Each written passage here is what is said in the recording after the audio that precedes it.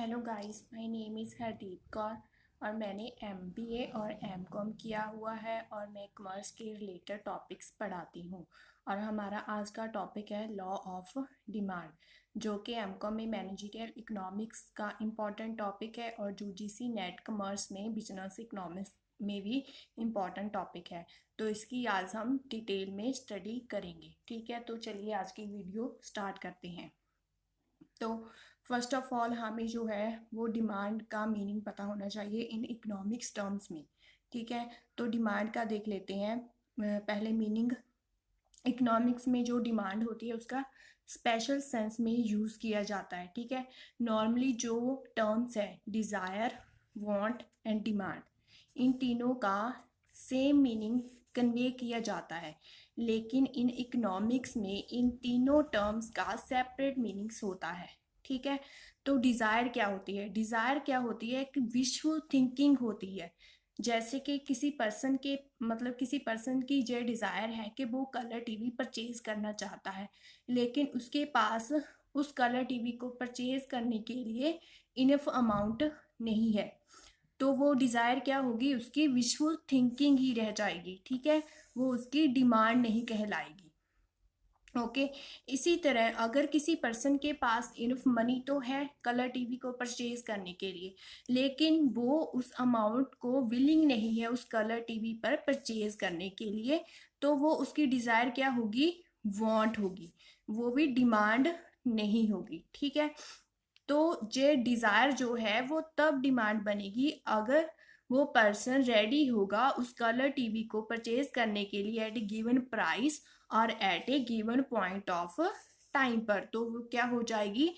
तो वो डिमांड बन जाएगी। इन सिंपल डिमांड का क्या मतलब है कि अगर किसी पर्सन की विश है किसी कमोडिटी को परचेज करने के लिए और उसके पास इनफ अमाउंट भी है उस कमोडिटी को परचेज करने के लिए, और वो रेडी है उस कमोडिटी को परचेज करने के लिए एट ए गिवन प्राइस पर और at a given point of time पर, तो वो क्या हो जाएगी? वो डिमांड हो जाएगी। आई होप कि आपको डिमांड का मीनिंग समझ में आ गया होगा। तो हमारा जो टॉपिक है लॉ ऑफ डिमांड, उसे स्टार्ट करते हैं। लॉ ऑफ डिमांड क्या कहता है कि law of demand states that other things being equal, कि क्या कहता है कि अदर थिंग्स अगर इसमें इक्वल मान ली जाए तो the demand for a good x tends with A fall in price and contracts with A rise in price. Law of demand में क्या कहा गया है कि अगर अदर थिंग्स इक्वल हो, तो अगर किसी कमोडिटी का जो प्राइस है वो बढ़ जाता है तो उसकी डिमांड क्या हो जाएगी? कम हो जाएगी। और अगर किसी कमोडिटी का प्राइस है जो वो कम हो जाएगा तो उसकी डिमांड क्या हो जाएगी? इंक्रीज हो जाएगी, बढ़ जाएगी। ठीक है, तो इसमें क्या है कि इसमें इनवर्स रिलेशनशिप है between price and demand of a commodity. तो लॉ ऑफ डिमांड में यही बताया गया है। तो आगे नेक्स्ट है इसकी assumptions of law of demand. तो अजम्पशंस क्या है कि law of demand holds good. कहते हैं कि लॉ ऑफ डिमांड तभी अच्छा होगा कि अदर थिंग्स जो हो, अदर थिंग्स है जो इसमें वो सेम मानी जाएगी, सेम रहती है। ठीक है, क्या है कि प्राइस और डिमांड दोनों फैक्टर्स को कंसीडर किया जाए और जो इसके रिलेटेड अदर फैक्टर्स हैं उन्हें क्या मान लिया जाए? ज्यूम टू बी कांस्टेंट, उन्हें कांस्टेंट मान लिया जाए, तभी जो है लॉ ऑफ डिमांड काम करेगा। ठीक है, कांस्टेंट मतलब उनमें कोई भी चेंजेस नहीं हो, उनमें कोई भी चेंजेस नहीं हो रहा।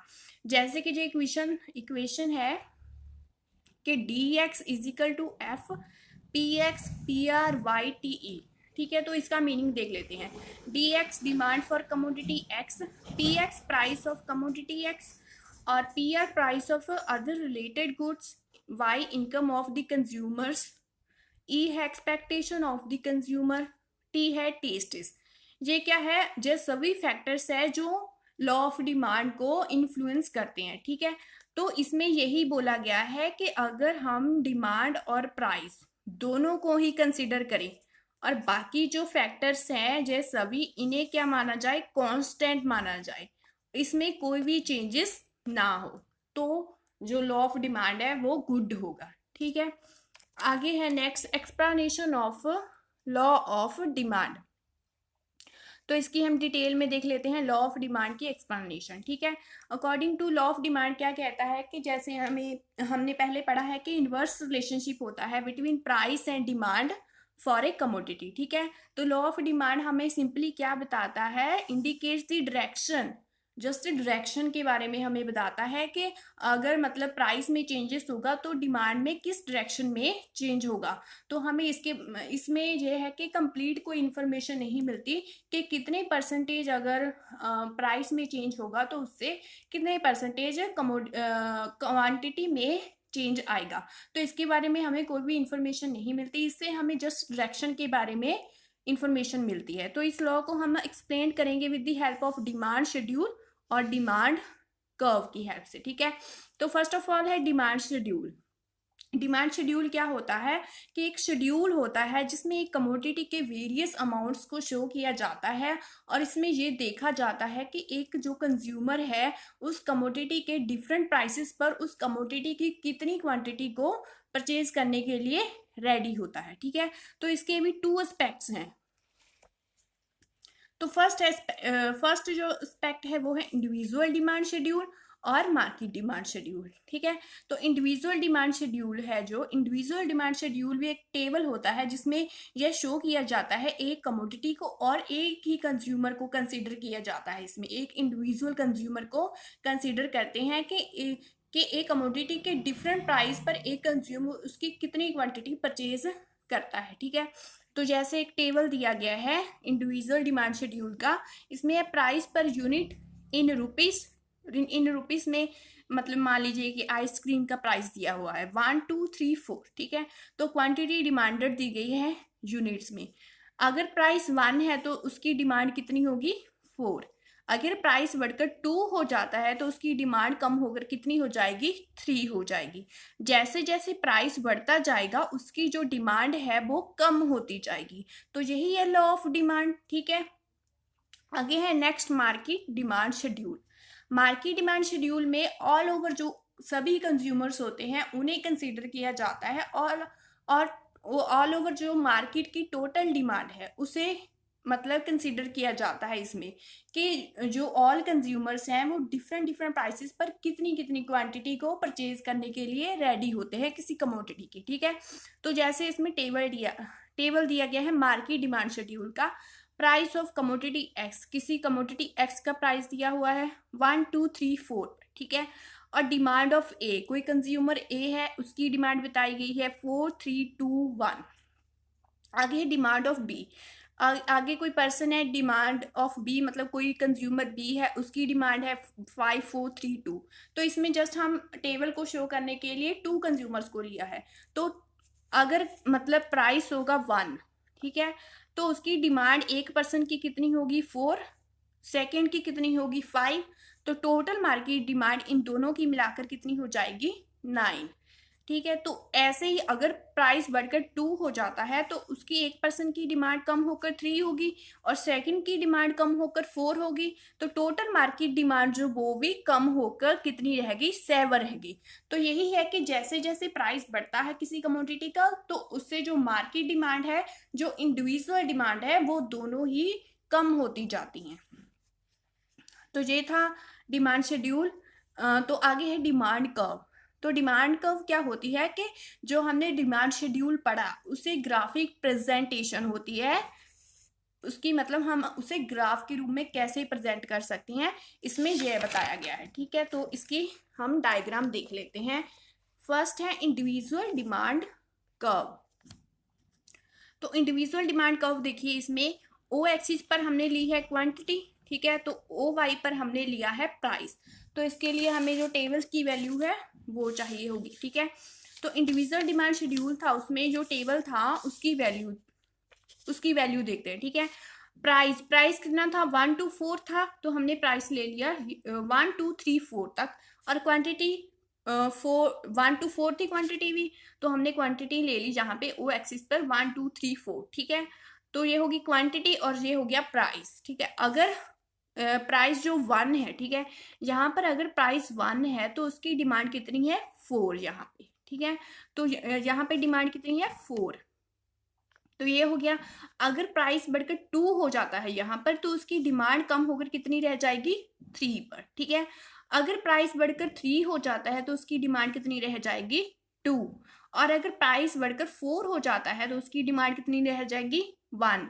तो ये क्या होगी, डिमांड कर्व होगी जी। ठीक है, तो डिमांड कर्व क्या कहती है कि demand curve slopes downwards from left to right, कि मतलब जो डिमांड कर्व है वो स्लोप डाउनवर्ड कर रही है फ्रॉम लेफ्ट टू राइट।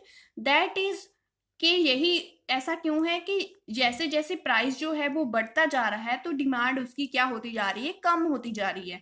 तो इसी कारण से जो डिमांड कर्व है स्लोप डाउनवर्ड जा रही है। ठीक है, तो ये है, आगे है नेक्स्ट मार्केट डिमांड कर्व। तो मार्केट डिमांड देख लेते हैं इसकी डायग्राम। ठीक है, मार्केट डिमांड कर्व, तो इसमें टेबल में था प्राइस कितना था, 1 to 4 था। ठीक है, और डिमांड, मार्केट डिमांड कितनी थी, 9 to 3, मतलब हाईएस्ट कितनी थी, 9। तो हमने यहाँ पर ओ एक्सिस पर ले ली है क्वांटिटी, डिमांड कितनी हाईएस्ट 9 थी तो 9 तक हमने ले लिया। ठीक है, तो प्राइस यहाँ पर ओ वाई एक्सिस पर हमने लिया 1 2 3 4 तक ले लिया प्राइस। ठीक है, अगर जो प्राइस था 1 था तो डिमांड कितनी थी, 9। अगर प्राइस 1 था तो मार्केट डिमांड कितनी थी, 9। ठीक है, अगर प्राइस बढ़कर 2 हो जाता है तो इसकी मार्केट डिमांड कम हो कितनी होगी, 7। अगर प्राइस बढ़कर 3 हो जाता है तो मार्केट डिमांड कम होकर कितनी रह जाएगी, 5। ठीक है, तो इसमें यही है कि जैसे जैसे मार्केट डिमांड में भी यही है कि जैसे जैसे प्राइस बढ़ता जाता है तो ऑल कंज्यूमर्स की डिमांड है जो कम हो जाती है, तो इससे जो मार्केट टोटल मार्केट डिमांड होती है वो भी कम होती जाती है। तो इसमें भी जो डिमांड कर्व है वो स्लोप्स डाउनवर्ड करती है। ठीक है, तो ये था लॉ ऑफ डिमांड। तो आगे नेक्स्ट, आई होप कि आपको ये समझ आ गया होगा। तो आगे नेक्स्ट टॉपिक है why does demand curve slope downward. ठीक है, तो इसमें यह बोला गया है कि जो डिमांड कर्व है वो स्लोप डाउनवर्ड क्यों करती है, इसके क्या रीजंस है, मतलब कि ये स्लोप डाउनवर्ड क्यों होती है, तो इसके क्या रीजंस है। ठीक है, तो फर्स्ट ऑफ ऑल इसका रीजन है law of diminishing marginal utility. ठीक है, तो हम फर्स्ट ऑफ ऑल देख लेते हैं कि मार्जिन यूटिलिटी का क्या मीनिंग होता है। जस्ट मार्जिन यूटिलिटी क्या होता है कि एक्स्ट्रा बेनिफिट होता है अगर हम किसी एक्स्ट्रा यूनिट ऑफ कमोडिटी को कंज्यूम करते हैं तो उससे मिलने वाला जो एक्स्ट्रा बेनिफिट होता है उसे बोलते हैं मार्जिन यूटिलिटी। ठीक है, तो डिमिनिशिंग मार्जिन यूटिलिटी क्या होता है कि जैसे जैसे हम किसी चीज को कंज्यूम करते जाते हैं तो उससे मिलने वाली जो मार्जिन यूटिलिटी है वो कम होती जाती है, तो उसे बोलते हैं law of diminishing marginal utility. ठीक है, तो देख लेते हैं इसमें क्या लिखा है। Law of diminishing marginal utility refers to the phenomena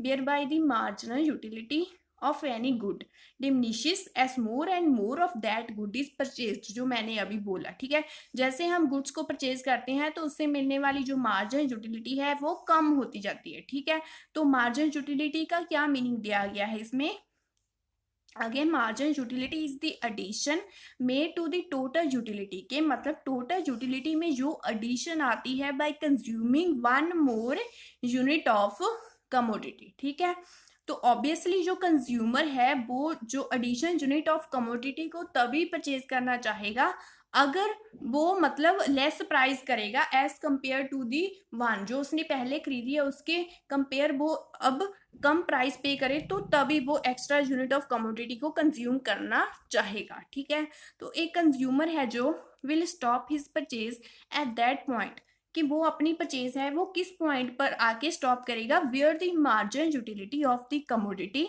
is equal to the price paid for it, के मतलब जब उसे लगेगा कि उसके द्वारा पे किया हुआ अमाउंट जो प्राइस है वो इक्वल हो गया है मार्जिन यूटिलिटी के, तो वो अपनी परचेज है वो स्टॉप कर देगा। ठीक है, तो ये है price is equal to marginal utility.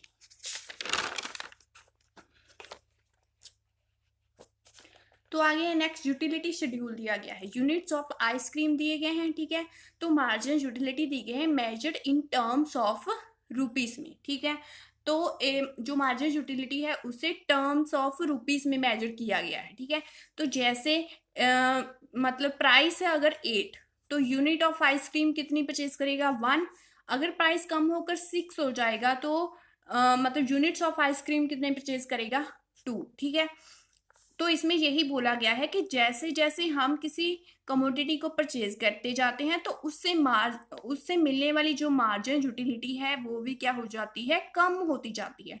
ठीक है, तो इसमें यही बोला गया है। तो आगे है नेक्स्ट, इनकम अफेक्ट। तो ये था कि मतलब इनकम फैक्ट में क्या होता है कि income fact is the effect that A change in person real income, कि जब पर्सन की रियल इनकम में चेंज हो, किसके कारण, cost by change in the price of commodity, के मतलब कमोडिटी के प्राइस में चेंज हो गया तो उससे जो पर्सन की रियल इनकम में भी चेंज हो जाता है। ठीक है, तो इससे जो कमोडिटी की डिमांड है उस पर भी अफेक्ट होता है। ठीक है, तो जैसे इसको हम एग्जाम्पल की हेल्प से समझते हैं। जैसे किसी पर्सन की इनकम है ₹15, ठीक है, तो उस 15 रुपीज से मतलब एप्पल्स खरीदता है, तो एप्पल की कीमत कितनी है, ₹5 पर केजी से है। ठीक है, तो ₹5 पर केजी से है, तो 15 रुपीज से वो कितने एप्पल्स खरीद सकता है, 3 kg एप्पल्स वो खरीदता है। ठीक है, या खरीद सकता है। इन केस अगर प्राइस का एप्पल का प्राइस है जो कम होकर 3 हो जाता है, ₹3 पर केजी हो जाता था, पहले तक 5, अब हो गया 3 पर केजी हो गया। ठीक है, तो वो कितने 3 kg एप्पल्स वो कितने में परचेज कर सकता है, ₹9 में। तो 15 में से 9 मतलब उसे पहले वो 15 में परचेज करता था, अब 9 में कर सकता है, तो उसके पास कितने रुपीस बच गए, ₹6 बच गए। ठीक है, तो इससे क्या होगा, इससे क्या हो गया कि उसकी रियल इनकम है जो वो इंक्रीज होगी। ठीक है, तो वो इस रियल इनकम से जो इंक्रीज हुई है उससे वो 2 kg एप्पल और परचेज कर सकता है। ठीक है, तो इससे क्या इफेक्ट हुआ कि जब उसकी रियल इनकम इंक्रीज हुई तो जो वो 3 kg पहले एप्पल खरीदता था, अब वो कितनी खरीद सकता है, 5 kg।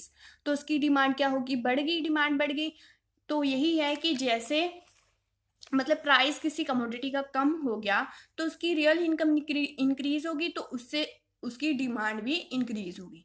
तो यही है कि इसमें भी यही है कि इनकम अफेक्ट ऐसे, इसमें लॉ ऑफ डिमांड में जो डिमांड का स्लोप डाउनवर्ड होती है तो इसके कारण भी वो ऐसे हो जाती है।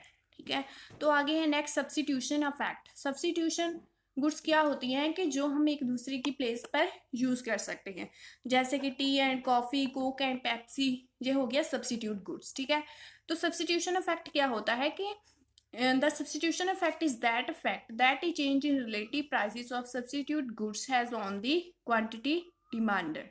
ठीक है, तो सब्स्टिट्यूट गुड्स बोला गया है कि क्या होती है, that can be changed in place of each other in order to get maximum satisfaction with the fixed income a consumer will substitute lower priced good for higher priced one। कि मतलब अगर कोई कंज्यूमर जो maximum satisfaction चाहता है अपनी income से, तो वो क्या करेगा कि वो उस सब्सिट्यूट गुड्स की ओर ट्रांसफर हो जाएगा या शिफ्ट हो जाएगा जो मतलब लोअर प्राइस्ड है as compare to the higher priced goods. जैसे कि फॉर एग्जांपल है, ठीक है, एग्जांपल से देखते हैं कि टी एंड कॉफी है, ठीक है, are substitute of each other है। अगर कह रहे हैं कि अगर प्राइस ऑफ टी है जो गोज डाउन हो जाता है, ठीक है, तो कंज्यूमर्स में सब्स्टिट्यूट टी फॉर कॉफी, के मतलब जो कंज्यूमर है वो कॉफी की बजाय टी की तरफ सब्स्टिट्यूट हो जाएगा और मतलब शिफ्ट हो जाएगा। ऑल दो price of coffee remains the same, चाहे कि जो कॉफी का प्राइस है वो सेम है, लेकिन डिमांड कितनी किसकी बढ़ जाएगी, टी की डिमांड बढ़ जाएगी। क्यों, क्योंकि वो लेस एक्सपेंसिव हो गई है because of A fall in its price. ठीक है, चाहे कि कॉफी का प्राइस सेम है लेकिन टी की डिमांड बढ़ जाएगी क्योंकि उसका प्राइस कम हो गया है as compare to the coffee. तो इसके कारण भी जो लॉ ऑफ डिमांड है वो स्लोप डाउनवर्ड करती है। तो नेक्स्ट है हमारा रीजन, डिफरेंट यूज। जैसे कि किसी गुड्स के हम किसी गुड को हम डिफरेंट डिफरेंट पर्पस के लिए यूज करते हैं। ठीक है, जैसे कि फॉर एग्जांपल हो गया मिल्क। मिल्क को हम पीने के लिए, कर्ड बनाने के लिए और चीज़ बनाने के लिए यूज़ कर सकते हैं। ठीक है, at its very high price, अगर उसका प्राइस बहुत हाई होता है तो इंडिविजुअल कंज्यूमर क्या करता है, सिर्फ पीने के लिए जो मिल्क को परचेज करता है। ठीक है, लेकिन अगर प्राइस रिड्यूस्ड हो जाता है तो वो उसे डिफरेंट डिफरेंट पर्पस के लिए, जैसे चीज़, कर्ड बनाने के लिए भी, पीने के लिए भी यूज़ कर सकता है। तो मतलब खरीद सकता है या यूज़ कर सकता है। तो इससे क्या है कि इससे डिमांड इंक्रीज़ हो जाएगी उस कमोडिटीज़ की जिसके अल्टरनेटिव यूसेस होते हैं। जब उसका प्राइस कम हो जाता है तो उसकी डिमांड बढ़ जाती है, क्योंकि लोग उसे डिफरेंट डिफरेंट पर्पस में यूज़ करने के लिए ज़्यादा परचेज़ करने लगते हैं। ठीक है, तो इसमें भी यही है कि डिमांड स्लोप डाउनवर्ड होती है। डिमांड कर्व जो होती है स्लोप डाउनवर्ड होती है। तो आगे है नेक्स्ट हमारा reason, size of consumer group. When the price of a commodity falls, then many consumers who are unable to buy that commodity at its previous price come forward to buy it। के मतलब जब किसी commodity का price fall हो जाता है, कम हो जाता है, तो वो कंज्यूमर जो पहले उसे खरीदने के लिए एबल नहीं थे, अब कम प्राइस कम होने से वो उसे परचेज कर सकते हैं। तो वो सभी कंज्यूमर्स आगे आते हैं उस कमोडिटी को परचेज करने के लिए।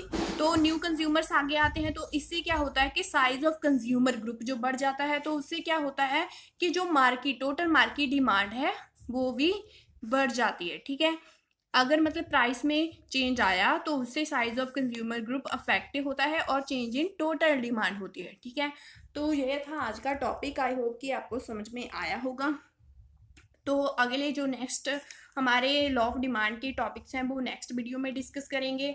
और अगर आपको वीडियो अच्छी लगी हो तो वीडियो को लाइक कीजिएगा और शेयर कीजिएगा। और अगर इंफॉर्मेशन मेरी दी हुई इंफॉर्मेशन हेल्पफुल लगी हो तो मेरे चैनल को सब्सक्राइब कीजिएगा। Thank you so much.